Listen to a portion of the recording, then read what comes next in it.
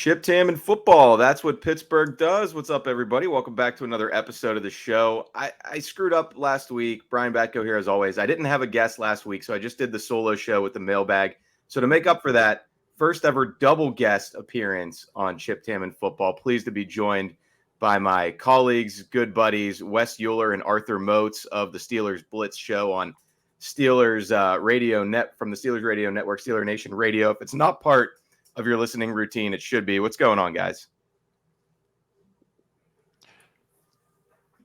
We're doing fantastic. As you can tell, we're not used to being the ones on trial here, Mr. Batko. Usually we ask the questions. So, no, this will be a lot of fun. Looking forward to this. You've been kind enough. I mean, now what? About, I think, 5 or 6 seasons? Yeah, this will be my 6th season on the beat. So, yeah, 5 years now of being a guest on your guys' show.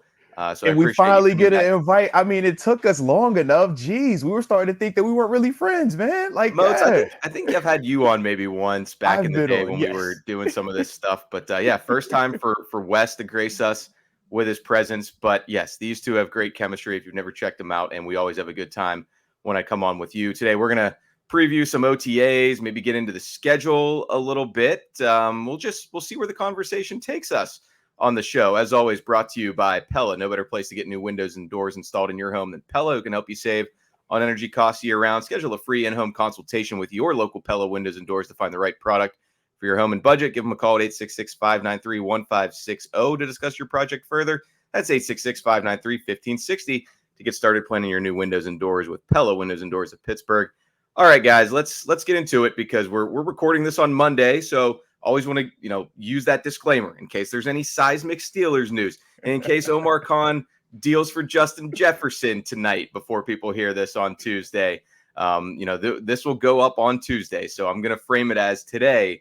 OTAs kick off. They'll be down on the south side. I will be there. All of us from the PG will be there to get the first glimpse of the full Steelers team for the most part. Moats, I wanted to ask you this. When you played, and even just talking to guys now, do players take notice of who's there and who isn't? Do guys kind of look around like, all right, not that I'm like judging, everybody has their reasons, it's optional, but do guys kind of look like, all right, I'm here, but I did notice such and such is not here for whatever reason? Oh, of course. I mean, that's the human nature part of it, right? We don't make it a big deal, or at least we try to be our best, professionally, to not make it a big deal because it is voluntary. But we always say it's voluntary / involuntary. You know this. And depending on who you are on that roster, it's only about a handful of people that could even consider not showing up for OTAs because it does matter. When we're talking about building camaraderie, when you're talking about being fully entrenched in the playbook, fully entrenched in each other's, the brotherhood of it, you can't get that working out by yourself. That's the part where OTAs matter. That's the part where the camaraderie, seeing each other every day, matters. And yeah, we do take notice of it, but we're always, whenever we're asked that, when you're active, at least, the conversation is, hey man, it's not mandatory. So, we don't take, we're not even taking attendance. We don't care who's here, who's not here, but it does matter. Yeah. So that's why us in the media do pay attention to that at times and report on who is and isn't there, or at least try to get that more or less nailed down. Like I was talking to somebody the other day who played and was like, yeah, I had to miss a lot of family vacations because it's during OTAs time. And like, I wasn't someone who could afford to just not be at OTAs. Like I'm trying to do every single thing I possibly can to, to stay in the coach's good graces. And, as we get down there today, I mean, there's going to be a lot of players, new Steelers who we haven't heard from. There's going to be guys going into contract years. There's going to be guys in the case of Russell Wilson, who, he had his introductory press conference, but things done changed since then. They went and traded for Justin Fields like a day or two later, and we haven't really gotten to talk to Russ since then. Wes, is there somebody who you're kind of most curious to hear from at OTAs, just to sort of see, what they've got to say and the updates from their offseason, whether it is Justin Fields or Russell Wilson or, one of these guys who just was on the team last year, but you don't really hear from them much if, a George Pickens or Najee Harris type. Yeah, well, I was going to say, you just hit it right there. So, I mean, the quarterbacks are always intriguing, right, for their own reasons, but particularly when you have a exodus of your entire quarterback room, 3 guys out, a brand new cast of characters in, some big names in there as well, too. But Najee Harris is the one that I'm really looking forward to. I could even say Broderick Jones with the move to the left and how he's feeling about that and his year on the right side and now transitioning. But it's got to be Najee Harris, right? He's kind of been the lone stalwart of this offense over the last few seasons. We all know the numbers, right? He's never missed a game, 51 regular season games, 2 playoff games, I think, something like that, been available for all of them, over 1,000 yards each season. But we also know the average yards per carries and some of the lack of explosion in his game too that would maybe prevent you from wanting to commit to him long term. How does he feel about that? How does he feel about his future in the offense? Jaylen Warren had over 200 touches last year, right? And I think we all expect that to continue, maybe even grow. So yeah, and Mr. Batko, when you add to that, Najee hasn't exactly been quiet or silent or shy to voice his opinion about how running backs are treated across the league when some of this other stuff has happened with some of his colleagues at the position there. So yeah, for me, I'm definitely intrigued to hear what Najee has to say this week. And to be clear, I don't necessarily know that he's going to be there. He has shown up for OTAs in the past, and he has been at the facility for like pre-OTAs, phase 1 of the offseason program. We saw some photos of that even after the Steelers declined his option. So, I mean, it's not like he's in any sort of zero dark Najee mode or anything like that. But, he might have stuff going on. He might, because of that decision, not feel compelled to be there till mandatory minicamp. I don't know. But either way, we'll see. And I think it was last year, I remember, he actually didn't want to do any media during OTAs because it was optional. It was voluntary. He did finally talk at mandatory minicamp. So, Wes, it might be a while until we hear from 22, but you never know. If he's there, maybe he'll just try to get out in front of it, and especially if it's not a huge deal to him that they declined the option. But he's not the only interesting contract situation going on. Not the only team leader, current or former captain, going into the final year of his deal and potentially looking for more. We know Cam Heyward.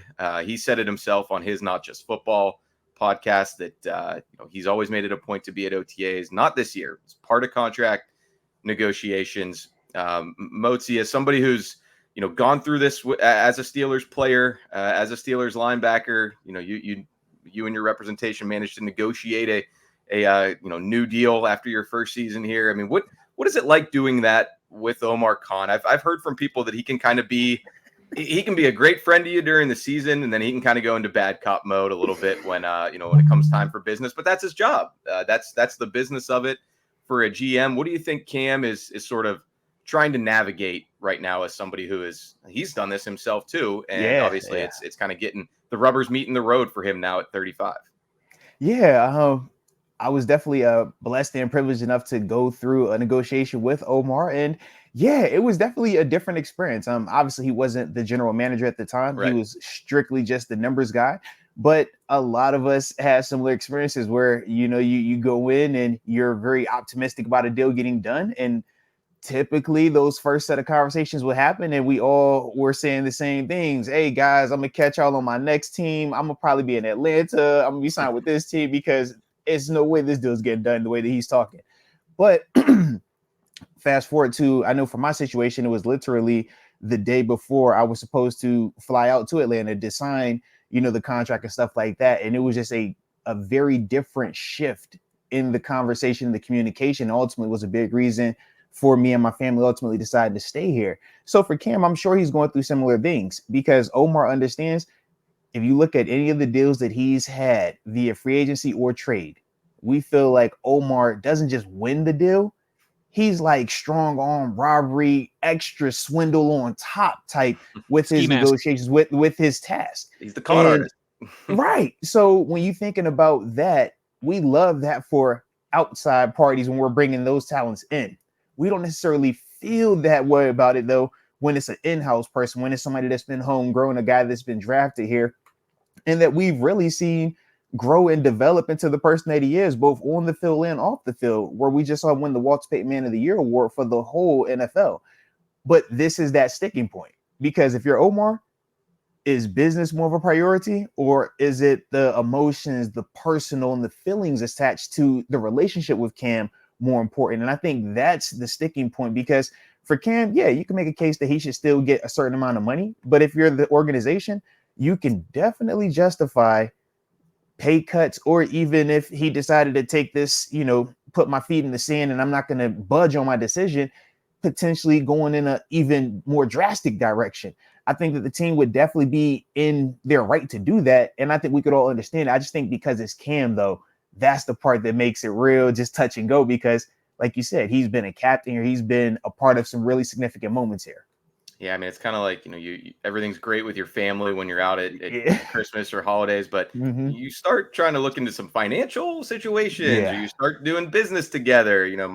My dad always says money makes people funny. So, I mean, that can be the case. Truth, obviously, man. everybody has to compartmentalize, but I don't know about you, Wes, but I feel like it's got to be kind of a situation now of, getting to this stage of Cam's career.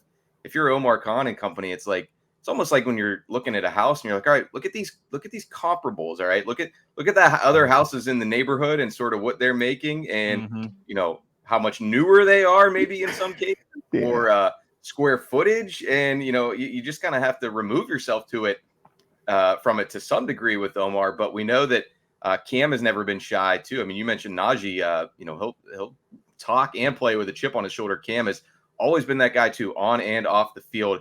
Sometimes it's tongue in cheek on Twitter, but other times it's like, I was saying to somebody the other day, he always jokingly bristles when people call him old, but I mean, there's probably always some underlying truth in that, especially now when you get to a stage of your career. Like, are people trying to push me out the door?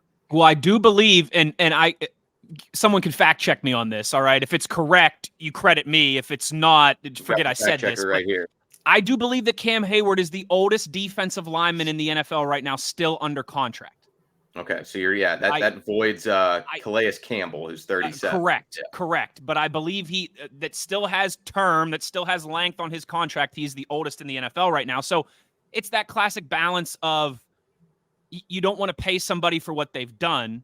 You want to pay them for what they're going to do, but you also have to take into account what they've done as part of that conversation. It is, guys, to me, same church, different pew as Ben Roethlisberger, right? Like, not quite the same extreme, but I think you get what I'm saying there. At the end of Ben's career, it was obvious he was still good. He was still valuable. He could still get a job done, but he wasn't who he was 2, 3, 4 years prior. You don't want to disrespect him with an offer. You want to find something that's fair, right? That is fair money, but also isn't just paying you for what you've done and not what you're going to do. I think that's the balance they got to attempt to strike with Cam Heyward here. Look, coming off the major injury, wasn't himself last year. We all know, though, he has done a fine job, of aging. But it's going to be difficult. He's got every right to be prideful, to command what he wants, and to pull out his resume to stand on, because it's fantastic. But there is, like I said, there's some Ben Roethlisberger vibes in there for me too, of no, you can still do a job. No, you're still good. No, you're still productive, but we can't pay you like you're 32 years old anymore. It's going to be tough to find that balance, certainly. And quite coincidental that this is all going down as Troy Polamalu's in town for his Resilience Bowl tonight. Celebrity flag football, or 7-on-7, I guess. Are you playing in it, Moats? I'm gonna attempt to not break a sweat, but I am gonna be out there to support my brother, though. But the goal is to not sweat. That's definitely the goal. How are you going to do that? Are you going to be all-time QB, or are you going to be the dude who hikes the ball and then stands off to the side? Probably the dude that hikes the ball. I like that idea a lot. Pouncey was a great player. He's pretty, known for just snapping the ball. So I think I can get away with that too. I like that. I'm make it more game-like. Yeah, if they start lining you guys up to get out there, you just need to pull the pickup basketball move of looking at the worst dude on the court. Be like, I'll guard him. All right, just be the first one to speak up, and then you'll be in good shape. So, listen, I'm looking for women and children. Those people I want to guard today. All right, I have no shame. Women and children, the ones that just, please don't hurt me. I don't want to get hurt. I don't want to sweat. Don't hurt me. Yeah. Or actors. There's some actors and comedians involved in this. I don't want no stunt doubles. That's the problem. That could backfire. You gotta be careful with some of them, man. That could backfire. It could be like Vince Vaughn in Wedding Crashers, which of course is the namesake of the intro to this show.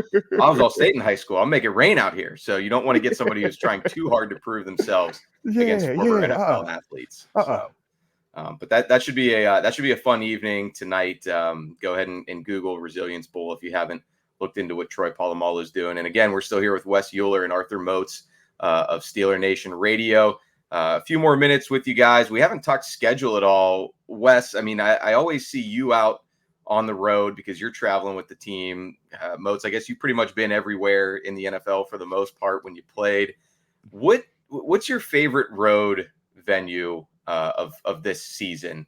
Arthur, I'll start with you. You can maybe talk more from like a stadiums or facility standpoint, or if you just want to go by the city of all the places that the Steelers are traveling to this year. I think there's 8 of them, right? So, or no, 9. Yeah, 9 road venues this year. Do you have a favorite? Do you have a sleeper, an underrated pick? What do you got? Oh no, absolutely. It's Atlanta, baby.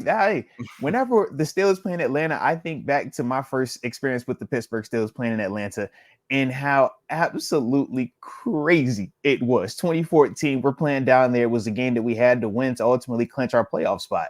And I just remember as soon as we came out the tunnel for the early warm-ups, just how much of Steeler Nation was in there.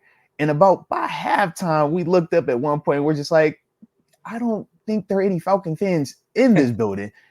That type of feeling, man. I even think of when we got to the hotel the night before the game, the just reception that we had, it was insane. You would have thought that it was like a parade coming into town or something just outlandish. And we always have good turnouts on the road, but I felt like Atlanta was one of those ones very similar to when you look at California, when you look at some of these Florida teams that we play, and just the amount of Steeler fans that show up.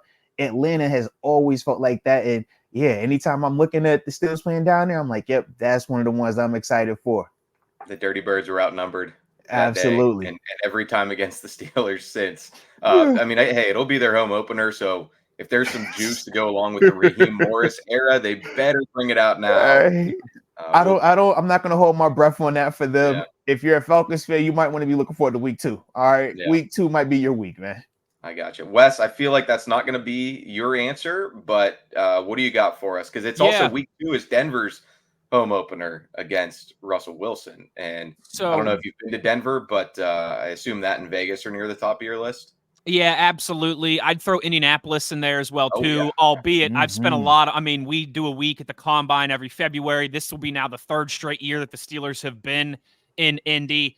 So I spend a lot of time in Indianapolis, but I love it there. It's a great drinking town, and it's easy to commute around. And those are like the 2 biggest things on my checklist for judging cities. Good drinking town, easy to commute. All right, I'm a fan. And usually the weakness of Indy is that it's cold, but we're going in late September this year. Correct. So it should even have the weather on its side.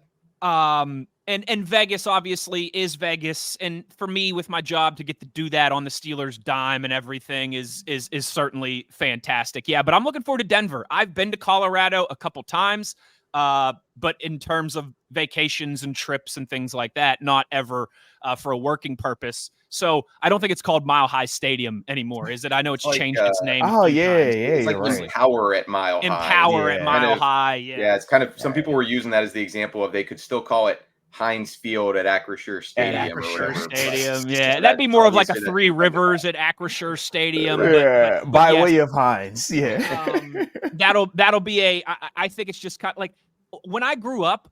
I'm not going to lie to people. I kind of liked the Denver Broncos a little bit. It was the John Elway and the Terrell Davis and the Steve Atwater, and Bill Romanowski. Like they were a fun, easy team to root for. McCaffrey and Rod Smith.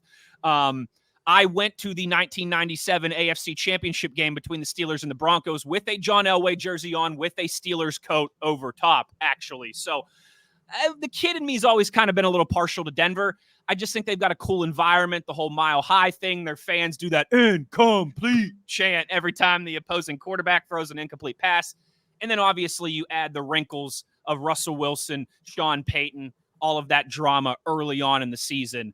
Shout out to Vegas. Shout out to some of these other places that'll be fun to go. But I think Denver is the one that I'm most looking forward to.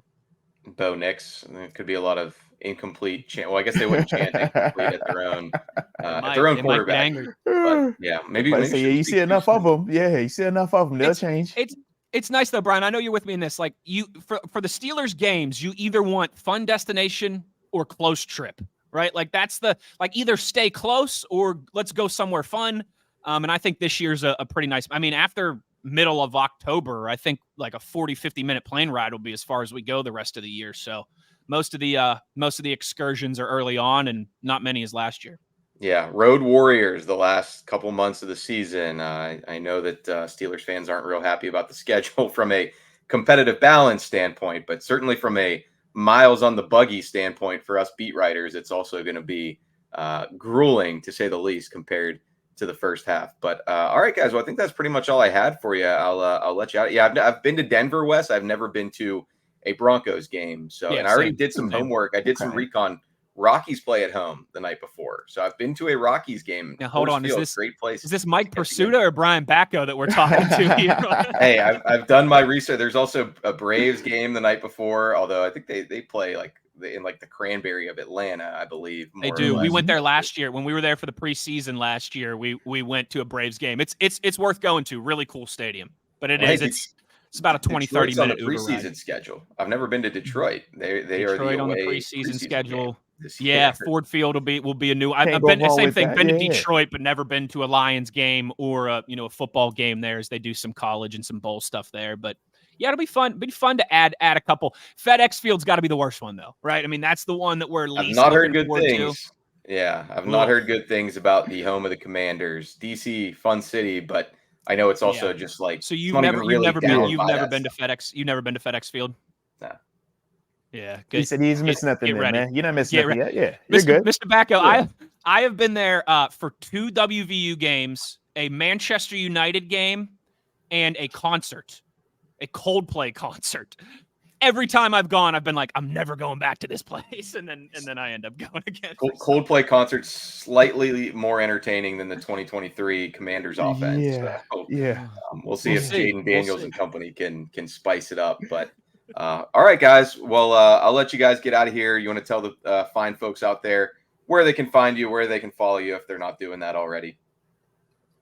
Yeah. So once we get to training camp here, Moats and I will be back regular live every single day at noon on Steelers Nation Radio, on Fox Sports Pittsburgh as well too. So you can get us 9:70 a.m. in your vehicles, on the Steelers app, on the iHeart app, wherever you get your podcasts as well too. Every show, of course, is put on there at Steelers Blitz. And then, right, Moats, we still do a couple shows, 1 or 2 shows a week this time of year, just in podcast form as well. So you can always get stay updated, stay connected. On the podcast feeds as well. Steelers Blitz, or wherever. In the Arthur Moats podcast, right? And you're still going strong with that. Yes, indeed, man. If you're on YouTube, man, just type in Arthur Moats. You'll see the content. You can't miss it, baby. And it's a beautiful situation over there. Yes, indeed. Yes, indeed. You'll see Arthur's radiant smile all throughout, getting into the gritty of the Steelers storyline. The happiest man in Western Pennsylvania. We try to keep it all positive. We try to just have a good time with everything, even when it is people holding out. Ha!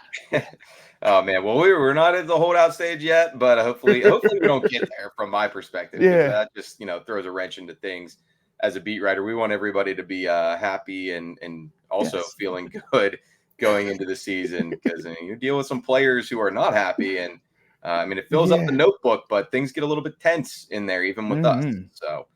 So we'll cross that bridge if we get to it. For Wes Uhler, for Arthur Moats, I'm Brian Batko. Thanks as always for checking us out here on the Chip Tam and Football Show from the Post-Gazette's podcast network. We will have plenty of OTAs coverage for you, not just this week, but the next couple weeks, and then mandatory mini camp. Keep it here at the PG for all the articles, all the podcasts, all the shows. We'll talk to you again. Thanks for finding us.